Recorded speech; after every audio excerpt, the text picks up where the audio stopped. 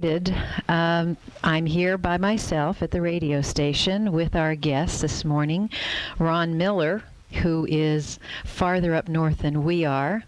It's very snowy here in Pennsylvania, and good morning to all of you who are listening either in your radio station or at home in this wonderful, wonderful, beautiful, snow-white, wintry day in the Scranton, Wilkes-Barre, Luzerne County, Pennsylvania, New York area.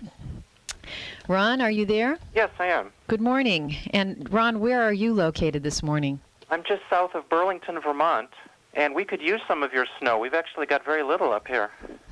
Well, I left this morning, and I apologize beforehand to my audience because I'm not the technical wizard that the people at the radio station here are. However, I discovered when I arrived that no one was able to get out of their driveway this morning, so I'm doing this live and by myself. So, Ron, I apologize to you as well if I make too many mistakes. Oh, that's okay. I'm new at this, too. Well, this program is all about children and the welfare of children, and Ron has spent a great deal of time. He has several books, and one of his major focuses is alternative, holistic, and democratic education. Ron, would you give us some of the names of your books? My major book is called What Are Schools For? Holistic Education in American Culture, and it's a history of alternative education ideas going back to the late 1700s. That first came out in 1990, and it's now in its third edition. And I've also edited three books of my own writings and other people's writings. One is called New Directions in Education. One is called The Renewal of Meaning in Education. And my most recent book is Educational Freedom for a Democratic Society. And it's a group of us looking at this whole movement towards standards and accountability and testing, and we're very critical of that. Ron, you also have a magazine. What is the name of your magazine? It's called Paths of Learning. We took over a very small publication that was going out to the free school movement. Went out to maybe 200 or 300 people. It was called Scole, the Journal of Alternative Education. And the person who founded that, Mary Loya, retired last year and let me take it over. And I've worked with a group of people. We've now turned it into a very colorful, popular magazine, and we're getting it out on newsstands and trying to build it up into a real voice for diverse ways of teaching and learning. Now, you mentioned the word free school. Would you mind explaining to people what free school means? Sure. The term became popular in the late 1960s when many, many hundreds of people around the country dropped out of public education, whether they were the teenagers or many teachers themselves. This was the height of the counterculture and the anti-war movement and all that, and a lot of people felt that the educational system was representing all the worst values of the society. So they said, we're going to set up these alternative settings for teaching and learning that are free. Individuals can be free to be themselves. They can think for themselves. The relationships between people will be honest and open. And so they called them free schools. And most of them didn't last very long. The whole counterculture sort of collapsed very quickly. But about maybe 30 or 40 of them did hang on. And over, during the 70s and 80s, it was a very marginal movement. It was not very influential, but some of them did hang on, and they're still around.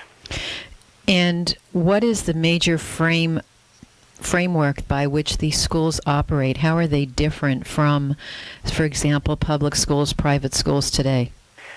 Well, they start with entirely different premises about what education is. They do not believe that there's a body of knowledge that all students have to learn in order to be good citizens and successful people. They start with the experience of each person who's in the school and let people explore and discover and play and just get together and go places. Very organic, very spontaneous. In fact, there's a recent book about the Albany Free School, and the title of the book is Making It Up as We Go Along. And yeah, we've had Chris on the program. yeah, he's wonderful, and the book is great. And to somebody who only knows education as a way of doling out a curriculum and then measuring how successful you are, this sounds like anarchy. It sounds terrible. But when you actually see these schools in action, it's a whole different environment for nourishing children. It really gets them excited about exploring the world and learning things that are important to them, and it really can work if it's done well. Now, are there any of those schools within our listening area here? Any of those 30 free schools? Oh, that's a good Besides question. I don't know where all of them are located anymore. Well, Chris's school is in Albany, New York. Yeah, the one in Albany it still stands out as one of the best and best known around the country. There could be some in Pennsylvania and upstate New York there, but I just don't know of any. Is the one in Sandy Hurst School, is that one? The free school? Of course. Yeah, that would be in your area. That's up at Tina's. Up at Tina's, which it was in Tina's house, so everyone would go up at Tina's. That's where the school was. That was founded, I think, right around 1970 or 71. So that was part of that movement. And yes, that's still there. That's in Glenmore, I believe. Yes, it's a few miles northwest of Philadelphia. Correct. All right. And so those would be the only two within our listening area. Well, that I know of. These programs have a way of popping up where you least expect them, and they last for a couple of years, and people get tired or something. So there may well be schools there. I don't know. And the Sudbury School in Connecticut, is that one of those schools? Well, the Sudbury Valley School is in Massachusetts, outside of Boston. There are groups of families who are starting schools influenced by Sudbury Valley in different parts of the country. I don't know of a group in Pennsylvania, but it's possible. And Sudbury Valley was also founded in the late 60s. They tend to have some differences with the free school people, but the basic principles are the same, that you let children be free to learn what's important to them and to take the initiative in learning rather than coming in with your whole bag of tricks and your whole curriculum and this is what you have to learn because you're a third grader. It just turns that all around and lets young people discover their world. Now, since they've all been around since the 1960s, early 70s, how would we constitute, and I'm sure many parents who are listening out there and educators, how do we constitute their success? Obviously, longevity has something to do with it. What happens to these students when they graduate after they've not been trained in the same way? Well, what we find almost universally is the students become so self-confident and so resourceful that once they decide where they want to go in life, they do what they need to do to get there. So as they approach high school graduation age, they make decisions about, I want to be an artist, or I want to go to Harvard Law School, whatever it is, and they take the discipline on themselves that they need to get there. So all of these schools report that the students do succeed on their own terms. They do go on in life to do the things they want to do. And I don't know of any good study that has measured that, if that's the kind of proof. Yeah, obviously there aren't very many. Anecdotal evidence is certainly consistent and quite persuasive. Now, you've done a lot of research in education over the years. Why do you feel that alternative or holistic approaches to education are better than the conventional forms? Well, I guess it comes down to a value judgment, and what does one mean by better? I look at education in a cultural and historical framework, and I'm interested in why do we do certain things in school buildings and define that as education. And it just has occurred to me that we've built a society over the last 150 years that's very centralized, very very mechanical. The economy is so important to us, and your job in the economy is the whole purpose of your being alive. And our educational system reflects that we're molding students to take their place in the economic system and not paying much attention to who they are as human beings, what their inner life is like, what their individual potentials really are. And what educators who call themselves alternative or holistic or progressive, what they're saying is, wait a minute, there's a whole human being here. There's a child who has many, many possibilities in life, and it's really a crime to narrow that down to just, here's a few basic skills, here's some academic content that you have to learn in order to be successful in life. It just leaves out so much of who we are and really diminishes a lot of the excitement and wonder that young people naturally have. Well, I think what I hear you saying is basically something that we've said many times on this program, that our educational system in America focuses a great deal from the neck up, so to speak, the intellect, the mind, but really there's much more to a child than just the intellect. There's the family, there's their emotions, there's their environment, there are many other factors, perceptions, the way they were raised, the culture, their religion. So we can't just focus on some pat curriculum that some textbook company has determined or the Secretary of Education has determined in the standards as the way for all children. How we have been such in society based in assessments, in testing. Obviously, these schools that you're talking about and holistic approach and alternative approach, a test wouldn't measure the kinds of fundamental truths that are being taught in these schools. How do we address the parents and the educators and legislators and all those who want accountability? What do we do with that? Well, that is always a tough conversation. I once got a call from an aide to the governor of Michigan. They had gotten a copy of my book that was arguing against standards and testing. And he had a very honest question. He said, well, okay, how do we tell the taxpayers that the schools are accomplishing anything? And I really did not know how to address him. I said, well, in your position, you're a public official or you're working for the governor, you're responsible to 10 million citizens. I don't know how to answer that. For me, education should not be a matter of public accountability. Education is a very intimate encounter between the adult generation and our young people, and it takes place in small settings. It takes place in a classroom or in a school community, and the people involved in those settings know what the quality of their experience is like, and they don't have to prove it with tests and measurements. It's evident. It's obvious.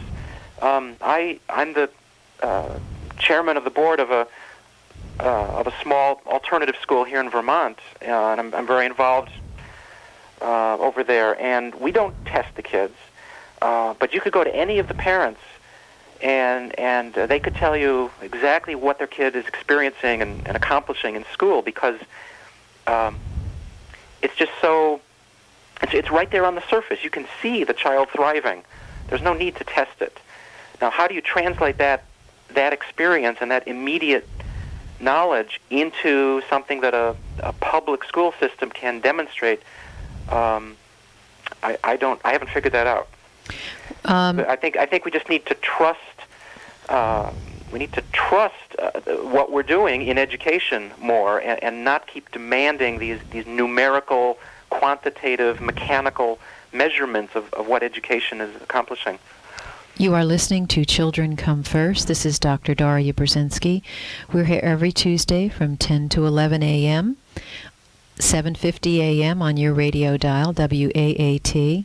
Today we're listening to and having a conversation in this wonderful wintry weather with Ron Miller from Vermont, who is publisher of Passive Learning magazine and author of What Are Schools For and a number of other books, and the latest of which is Educational Freedom for a Democratic Society.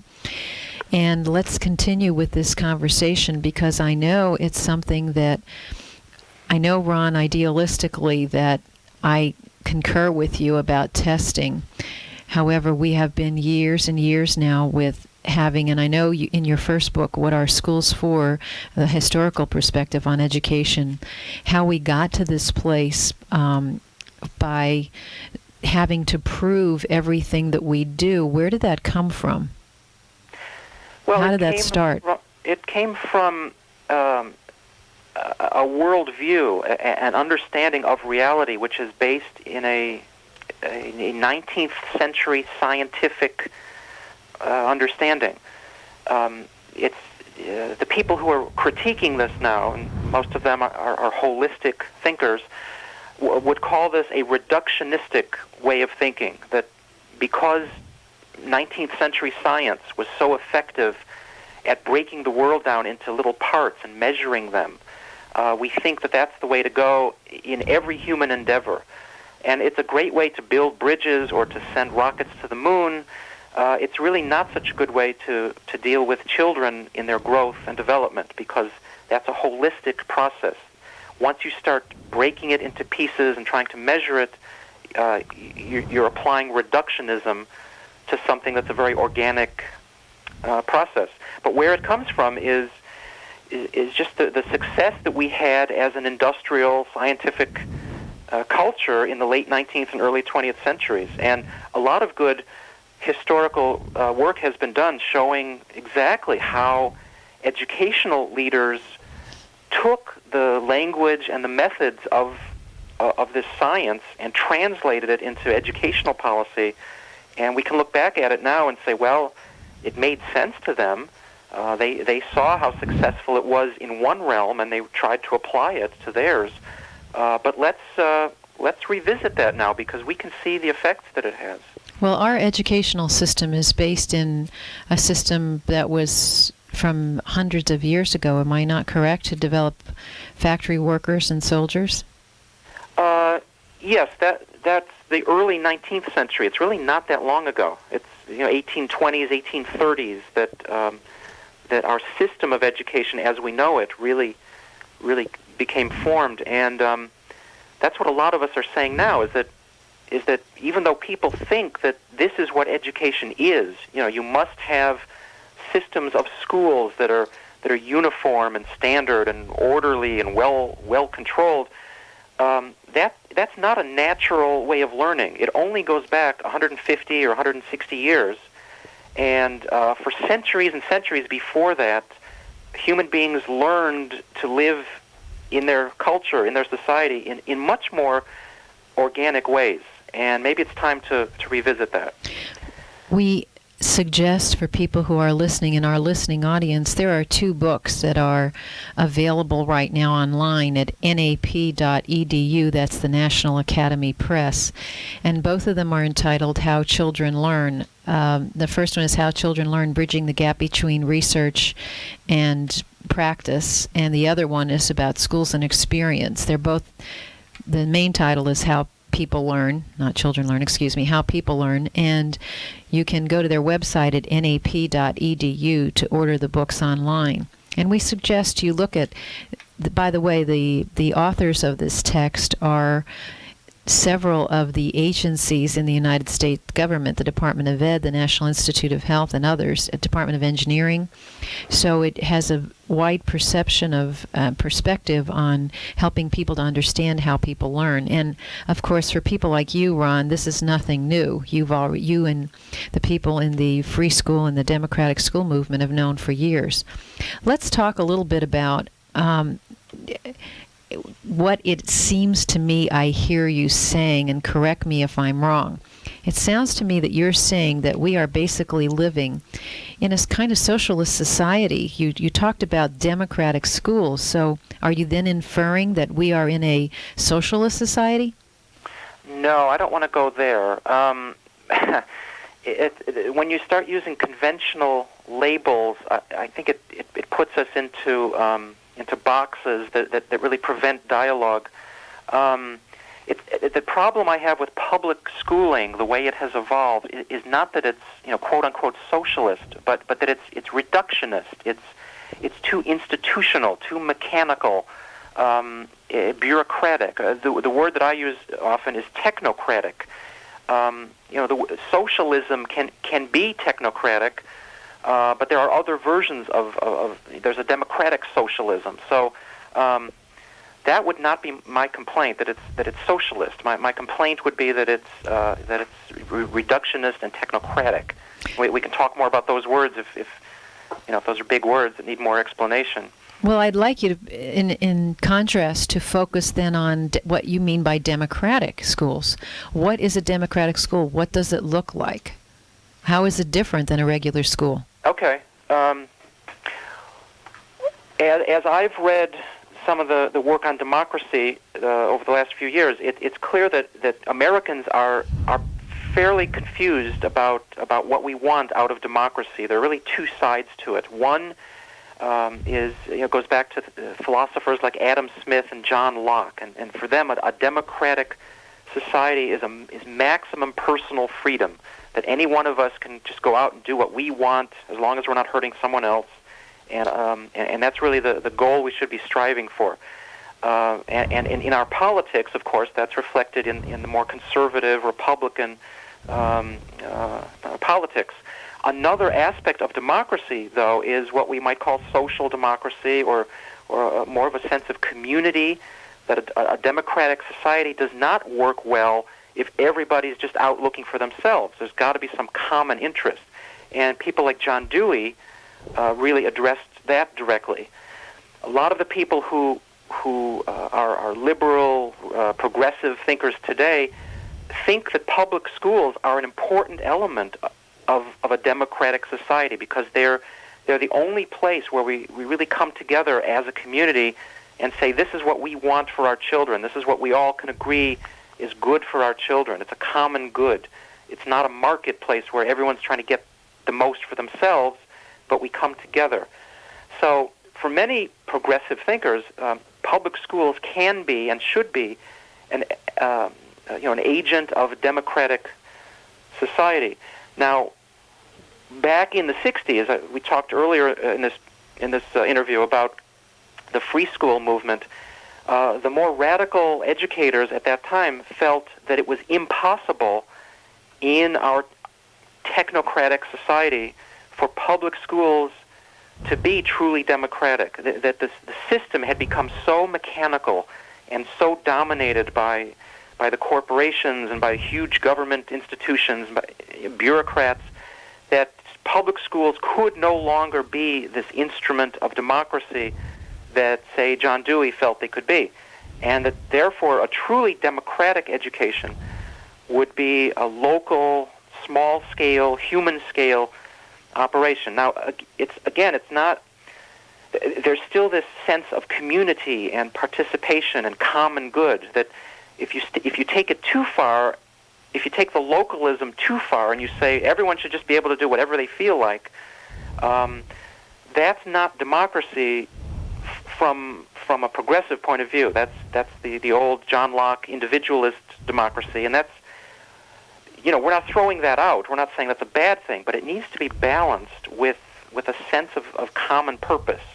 And so the question now is, where can we do that most effectively? Is it in public school systems, or is it in community-based schools, or is it in private schools? But how can we practice a participatory democracy in education? It's an open question right now. I've been to some of the schools that practice the democratic process, and what I have observed, and I'll talk about, let's say, the alternative school in Ithaca, New York, David Lehman's school. I've observed that the democratic process goes far beyond anything that I have ever observed, which is that students in that school, in particular, every week, once a week on Wednesdays, come together as a unit, as a body, the students and the teachers, the principal, and they make policies.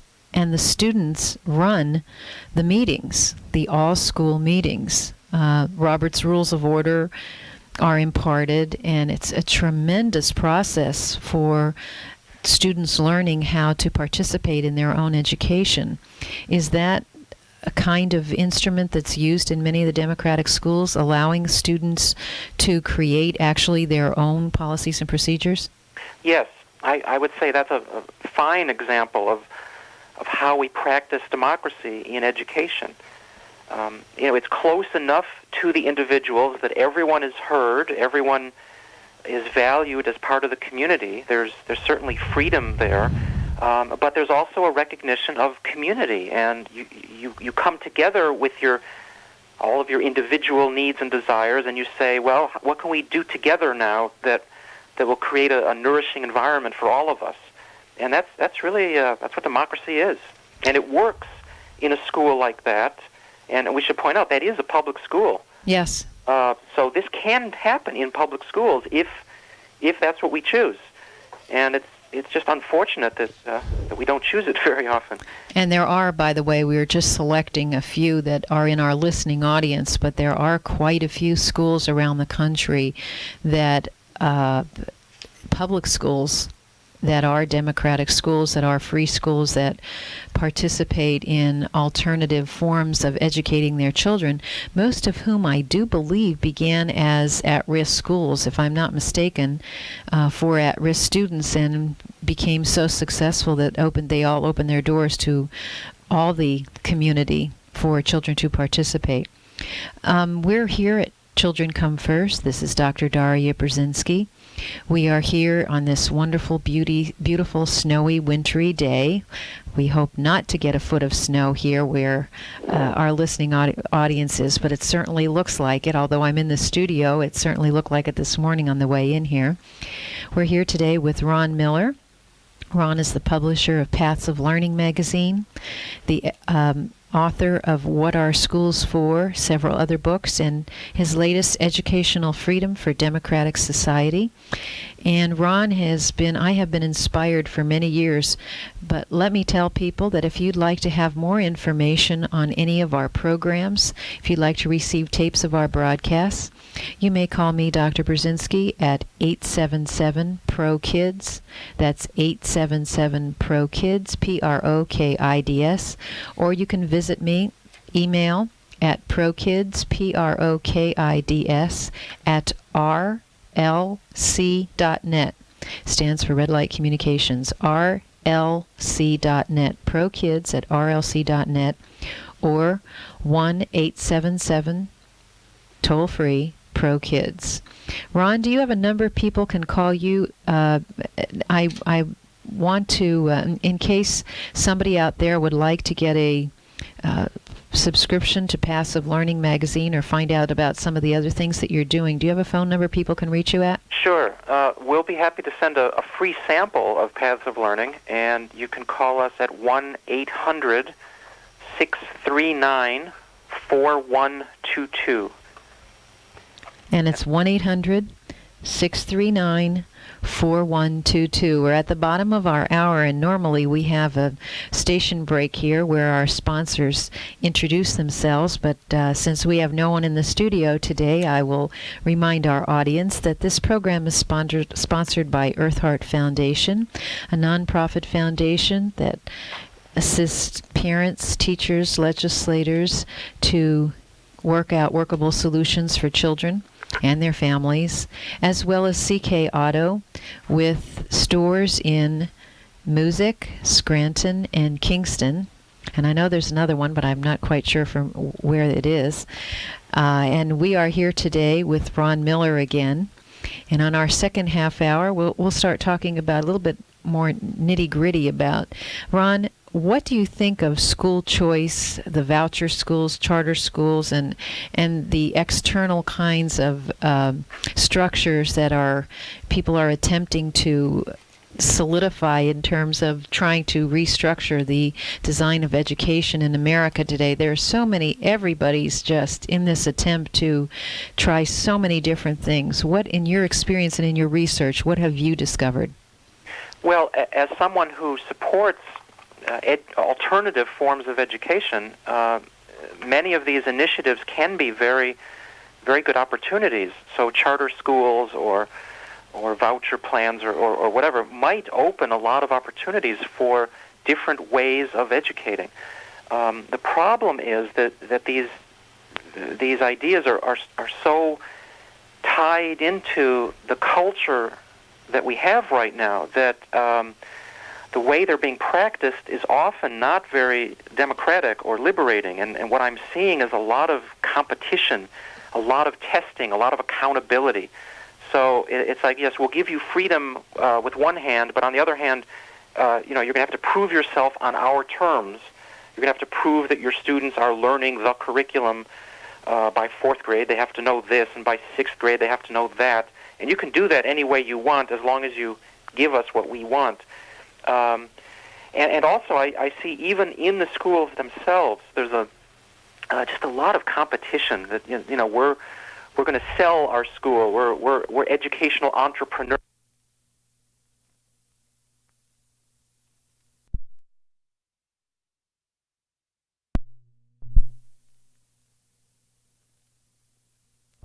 Something that should just be plugged into the free market system. So I like the idea that we start to open up this monolithic system, but I wish we could do it in a way that was more. I guess the word that comes to me again is organic. That we do it in a way that really enables groups of people, teachers and learners, to come together for a common enterprise and not in some competitive market-based endeavor. Well, how would you suggest we do that, since in my estimation, and this is my personal opinion, I believe that in America, none of us agree on what education is for. Everybody has a different definition of what education is for. I mean, as your perception is to educate the whole child, some people think we need to educate children for careers, some to train them for business and industry. I mean, everyone has a different perception of what education is for. And how do you address that when you have such a diversified population? Well, I think you need to allow that diversity to exist, and so that there would be many different kinds of schools. There'd be homeschool resource centers. There'd be adventure programs where kids spend weeks on the road. We already have some of those kinds of programs. There'd be a wonderful diversity of learning opportunities. And nobody is up at the top in some government agency or some corporate boardroom and saying, okay, this is what all sixth graders must do, regardless of what kind of learning you're doing. You have to do this by sixth grade. That's a mechanical kind of common endeavor. But there needs to be a more organic. This is what John Dewey wrote about so brilliantly, that somehow, with all of our diversity and all of our individuality, there still needs to be a desire to come together as a community and say, all right, we share this town or this bioregion, or however big you think. We share some purposes in common. Let's get together and talk through our differences and come to some common understandings. And it's not that we then have to make our schools look like each other, but we'll be in communication with each other. We'll learn from each other, and it'll be a dynamic, interconnected, interdependent society where we're constantly learning from each other, constantly enjoying our diversity instead of always being a competition.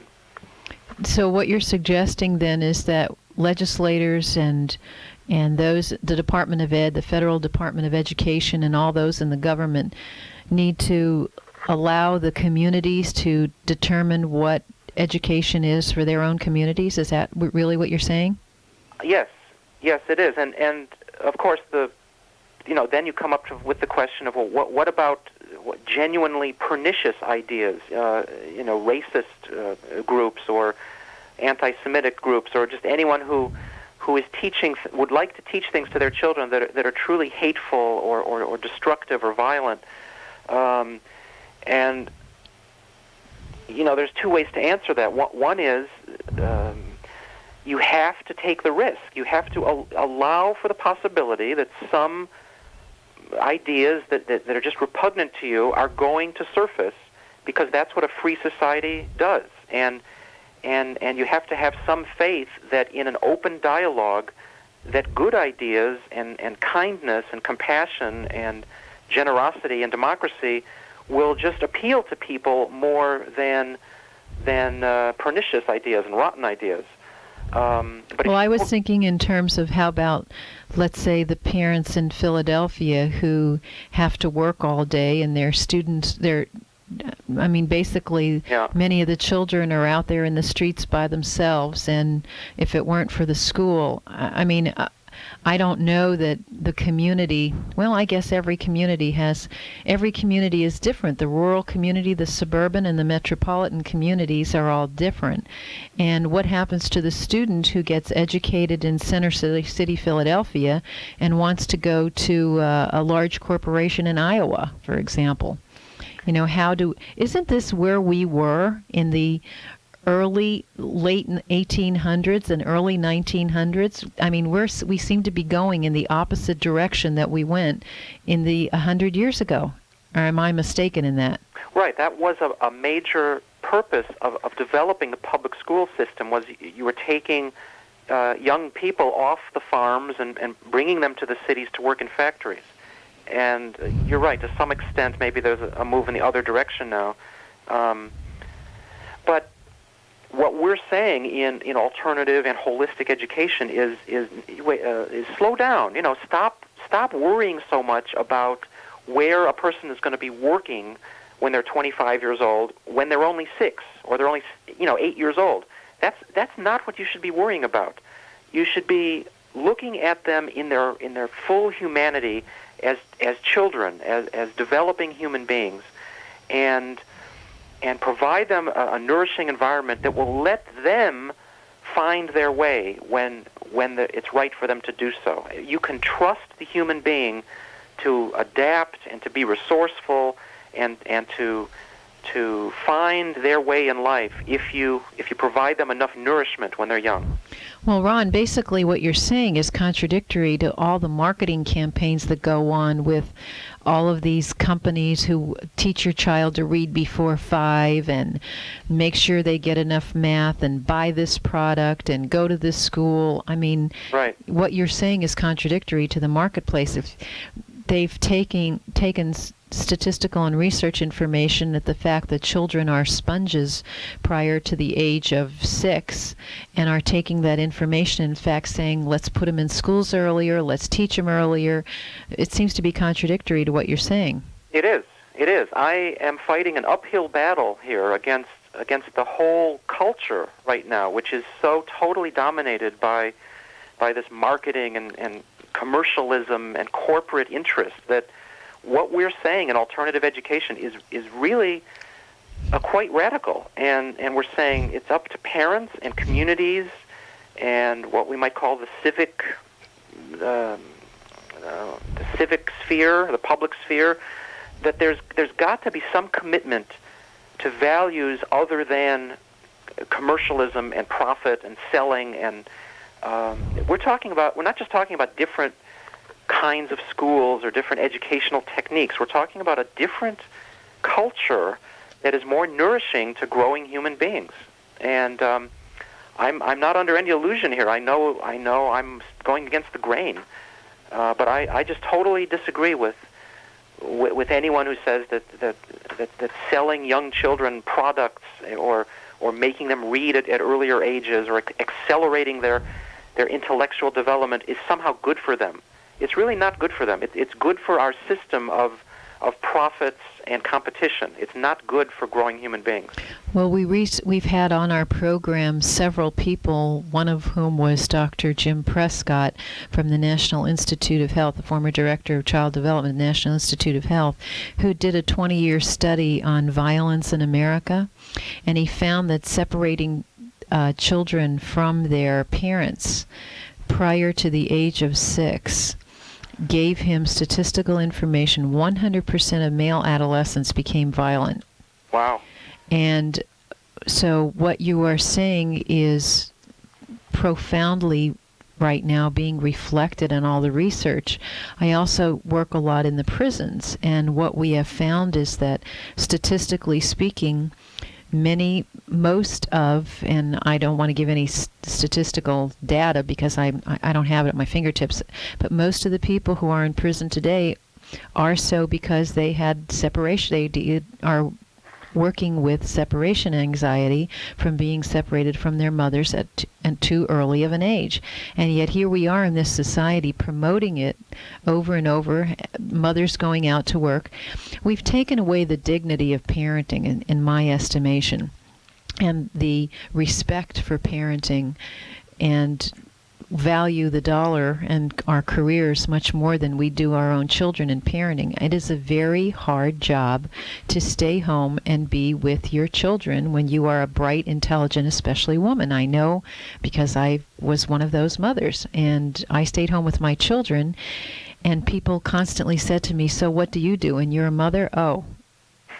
And I really don't think we honor parenting as much as we could in America. And I especially, with the homeschooling movement, came a great deal. I remember parents in the state of Pennsylvania who were imprisoned for homeschooling their own children. Yeah. So, I mean, that's just an illustration of how backward our thinking is, or used to be. I mean, it has changed. All right, what do you then consider?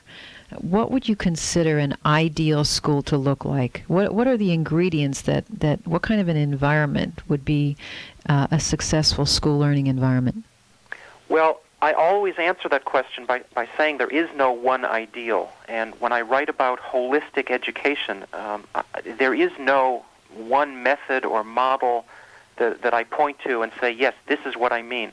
It's a way of thinking about education that could give rise to many different practices depending on what your situation is, what the needs of the child or the family are. So I don't have one ideal, but I guess some of the ingredients would be that it is a democratic and participatory kind of place for the children as well as for the families, and that learning is not programmed by some authority or some textbook or whatever, but that it emerges out of the actual experience of people involved. And going back to your point about the difficulty of staying home with your children in order to provide that kind of contact, I think one of the wonderful things about a lot of the alternative schools is just how closely involved families can be. And so that you don't have to feel that you're alone as a parent, that nourishing your children is totally on your shoulders and you have to stay home and be isolated. And by joining together in small communities, whether it's a school or a homeschooling resource center or a community learning center or public library, whatever it is, there are many forms. Rearing our children can be a communal endeavor. I mean, it goes back to takes a whole village to raise a child, and it doesn't have to be an isolating experience for the parents. It can be a joyful communal experience. That doesn't, maybe I'm raising your specter of socialism again there, and I don't mean to do that. It doesn't mean that you're giving your child up to strangers, but it means that you find a community of people who you have enough values in common with that you're comfortable, and we together we help our children grow into whole human beings. There are many resources, and the public schools have across the nation opened up their doors to this collaborative effort by, you alluded to, resource centers, and resource centers in many states amount to parents who are homeschooling their children part-time or full-time and working with the school district in collaboration by utilizing materials, bringing them in for one or two classes. And I believe that both public and private schools alike around the nation are opening up to these innovative kinds of collaborations with parents and the schools for parents who are choosing options for their children. You are listening to Children Come First. This is Dr. Daria Brzezinski. We're here every Tuesday from 10 to 11 a.m., WAAT 750 a.m. on your radio dial. And we're here today with Ron Miller, publisher of Paths of Learning magazine, as well as author of What Are Schools For, and several others. His latest book, Educational Freedom for a Democratic Society. And you can reach us or talk to us at any time. You can call 877 toll-free, 877-PRO-KIDS. That's 877-PRO-KIDS. Or you can reach Ron Miller at 1-800-639-4122. That's 1-800-639-4122. And you can receive a free copy, complimentary copy of Passive Learning Magazine, and it's extraordinary magazine. Very well done, I might say. From Ron, if you choose, or call us anytime at the station at 877-PRO-KIDS, and we can give you any kind of information you'd like. Now, Ron, let's get back. This is our last 10 or 15 minutes or so on the program. In your opinion, what are the major problems facing education today, and how should we address them? Well, it sounds a little bit abstract maybe, but I think the major problem is just the mindset or the assumptions that we bring to education. And so we expect certain things to go on in the schools, such as standardization and testing and a uniform curriculum and very authoritarian forms of discipline. We expect to see those in school, and if they don't, we say the schools are failing. We have newspapers that publish test scores, and we say, oh, this school did better than that school because they had higher scores.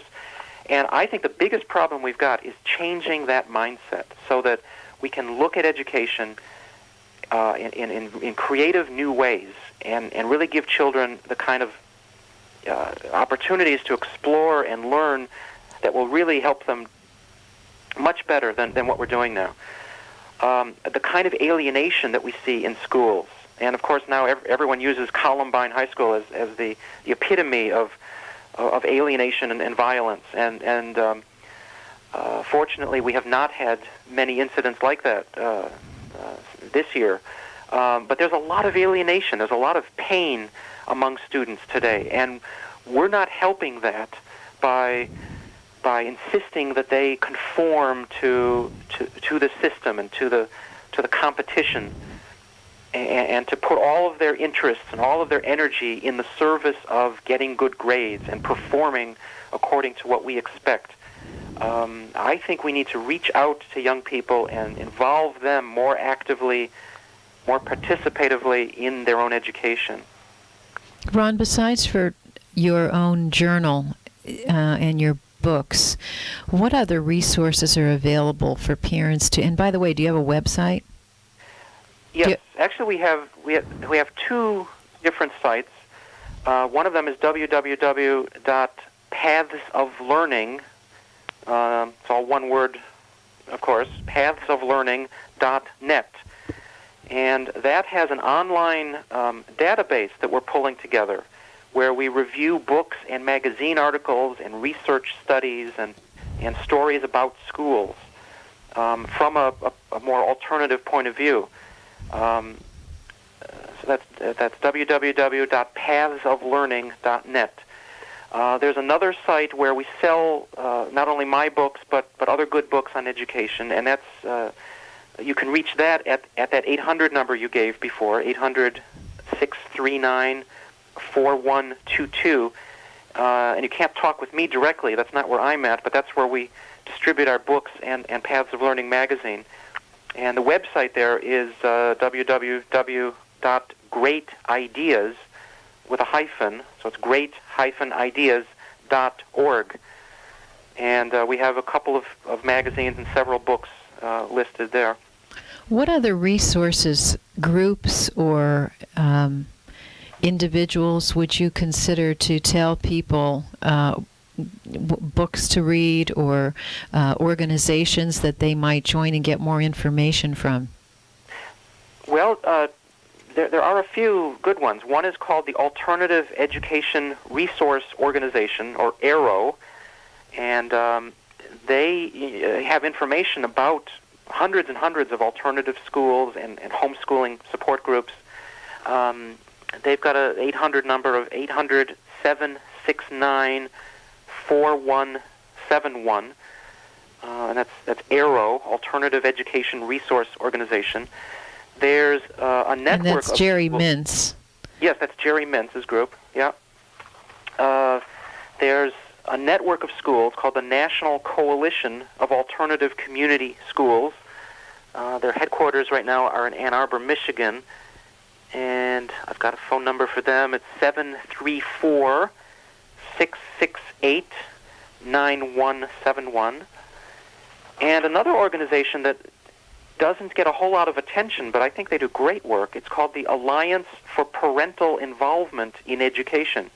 And they work with homeschooling families or any family, even if your kid is in a traditional public school. They give you support and resources for how to ask the right questions or how to know how to advocate for your child. Their phone number, they're actually in the Albany, New York area, is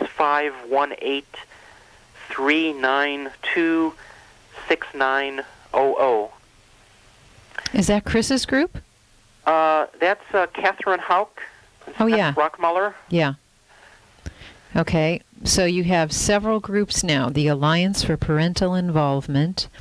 Their phone number is 518-392-6900. You also have the National Coalition for Alternative Schools, 734-668-9171, and ARROW, the Alternative Education Resource Organization, at 1-800-769-4171. And again, the two websites are Paths, P-A-T-H-S of Learning, all one word, .net, and great-ideas.org. So we have given people a lot of information here today. And again, you are Ron Miller, who is publisher of Paths of Learning magazine, as well as editor of What Are Schools For, New Directions, Renewal, and also your latest book, Educational Freedom for a Democratic Society. And Ron, in these last 5 minutes, is there anything you'd like to say in summation that would help our listening audience or inform our listening audience? Well, we've covered a lot of the major points already. I just would encourage parents and educators to look at some of these alternative ideas. They're not in fashion right now. They were 30 years ago, but I think they're still good ideas. And there are a lot of exciting things happening in schools. Once you let go of some of the assumptions about what education needs to be and what all sixth graders need to know, you can do a lot of really exciting things with young people, and you might be surprised. Jerry Mintz said something to me a long time ago that I never forgot, and he said, and I don't want to discredit what you said, but I really believe that, he said, we know that the cure for poison ivy grows right next to it, which is jewelweed. And perhaps we can use that same analogy in talking about redesigning the educational system in America. Perhaps all these free schools and democratic schools that have been in existence for the last 30 years or so have the answers and the solutions to the problems we are addressing in education today. And I really think you're absolutely correct in that it is our attitudes and our beliefs about the way learning takes place that are the problems that we have with children today in our society. And I encourage our audience again to go to the website nap.edu, the National Academy Press, nap.edu, and select two books, How People Learn. One is How People Learn, Bridging the Gap Between Research and Practice, and the other one is about how people learn experiences in school.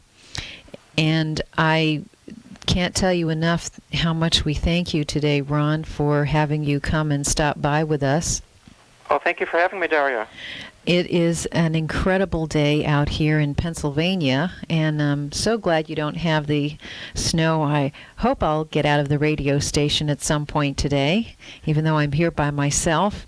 And I want to thank Kevin, our station manager, for helping me out today. I'm here by myself with our listening audience, and I hope you enjoyed our program. We still have a few more minutes, so I'd like to go back to many of the phone numbers and the pieces of information that we've given you. If you've got a piece of paper and pencil, I'll go through them again. The National Academy Press, nap.edu, for the books How People Learn. There's 2 of them that you can get online. The Alliance for Parental Involvement, phone number 518-392-6900. That's the Alliance for Parental Involvement, 518-392-6900. The National Coalition for Alternative Schools, which is 734-668-9171. That's 734-668-9171. The Alternative Education Resource Organization, which is 1-800-769-4171. That's 1-800-769-4171. And, of course, our visitor today, who is Ron Miller, publisher of Passive Learning and author of several books, at 1-800-639-4122. And if you'd like any information about our broadcasts or any of the programs that we've had, if you would like to have copies of our tapes, you may call us toll-free at 877-PRO-KIDS.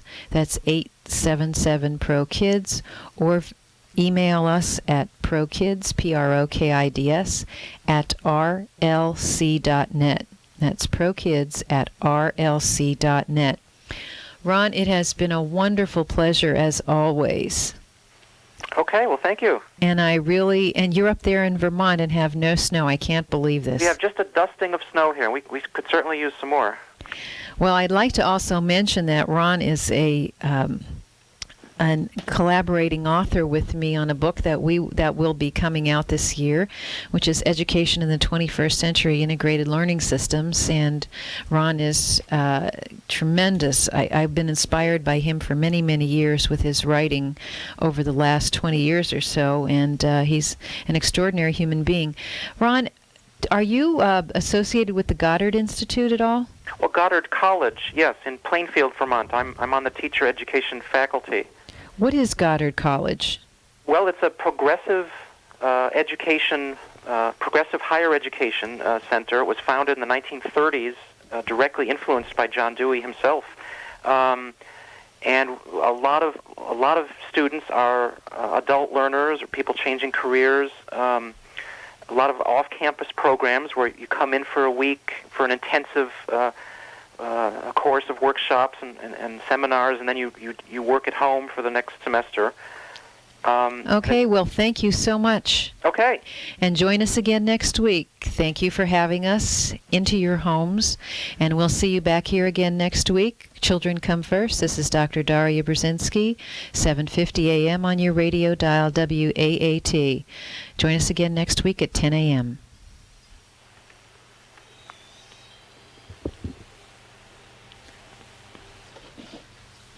I hope I'm off. One sec. There I go. Thank you. Phew, We okay. did it. Good. That was nice. I did it. I can't believe I did it. Okay.